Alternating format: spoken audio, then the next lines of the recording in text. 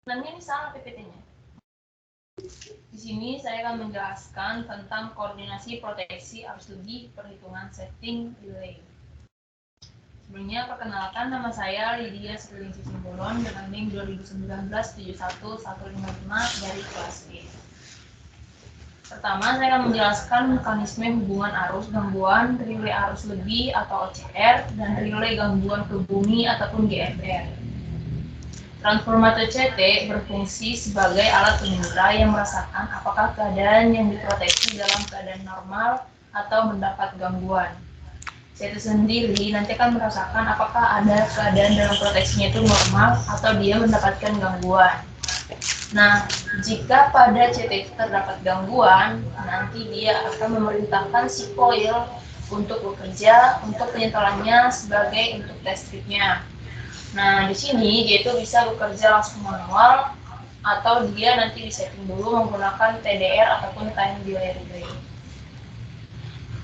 Penyebab gangguan hubung singkat itu sendiri ada banyak hal yang menyebabkan. Yang pertama itu dari ranting pohon.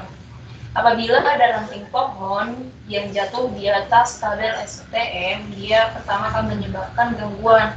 Gangguannya itu berawal dari flashover, sehingga lama-kelamaan jika ranting pohon itu menumpuk lama di kabel STM akan menyebabkan gangguan yang lebih berbahaya lagi. Yang kedua, pada saat musim hujan itu akan didominasi dengan adanya petir ataupun kilat. Nah, sehingga pada kabel STM itu, di STM kita perlu memasang yang namanya pentanahan ataupun kita menggunakan lightning arrestor. Sumber lainnya itu seperti adanya binatang-binatang ataupun mainan anak-anak seperti layangan putus yang menyangkut pada kabel STM yang akan menyebabkan gangguan hubung singkat pada kabel STM tersebut.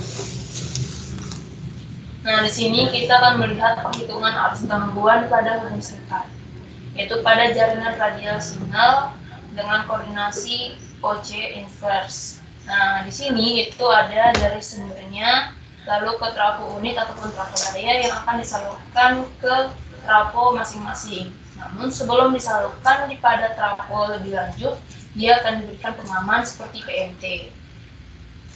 Nah, perhitungan dari koordinasi tersebut kita mulai dari paling hilir hingga nanti bergerak ke hulu. Nah, di sini untuk gangguan itu ada 4 jenis, yaitu gangguan hubung singkat 3 fasa, gangguan hubung singkat 2 fasa, gangguan hubung singkat 2 fasa ke tanah, dan gangguan hubung singkat 1 fasa ke tanah. Nah, untuk menghitung arus gangguan hubung singkat ini, terlebih dahulu kita menggunakan rumus dasar. Rumus dasarnya itu adalah hukum Ohm, di mana rumus dari hukum Ohm itu sendiri adalah I sama dengan V per Z. I itu adalah arus gangguan hubung singkatnya, V-nya itu adalah sumber tegangannya, sedangkan Z itu adalah impedansi yang keluar dari sumber ke titik gangguannya. Nah, dari ketiga jenis gangguan itu terdapat beberapa perbedaan. Perbedaan yang pertama yaitu untuk gangguan 3 fasa, impedansi yang digunakan itu adalah impedansi urutan positif. Jadi nilai ekuivalennya itu Z1, tegangannya adalah E fasa. Untuk gangguan 2 fasa, impedansi yang digunakan itu adalah jumlah impedansi urutan perpusnya ditambah dengan urutan negatifnya, urutan positifnya ditambah urutan negatifnya, di mana nilai ekuivalen itu nanti akan menjadi Z1 ditambah Z2.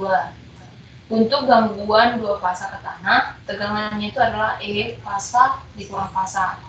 Nah, impedansi yang digunakan itu adalah jumlah dari impedansi urutan positif, urutan negatif ke urutan 0. Sehingga nilai ekuivalennya adalah Z1 tambah Z2 dikali Z0 per Z2 ditambah Z0. Nah, yang terakhir adalah untuk gangguan 1 fasa ke tanah, di mana impedansi yang digunakan adalah jumlah impedansi urutan positif ditambah urutan negatif ditambah urutan 0. Nah, nilai ekuivalennya sendiri adalah Z1 ditambah Z2 ditambah Z0 dengan tegangannya itu adalah E fasa.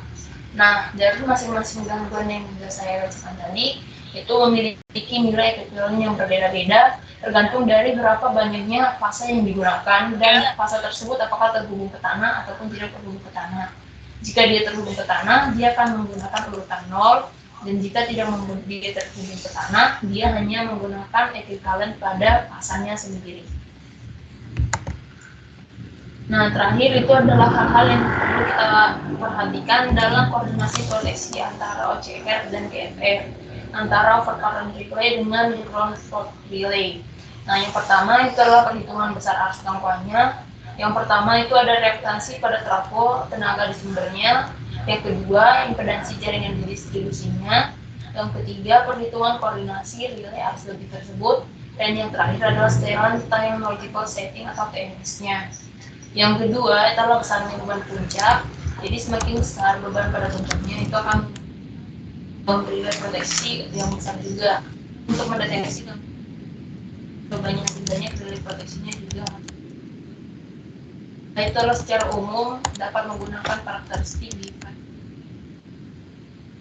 Sekian presentasi dari saya, kurang lebihnya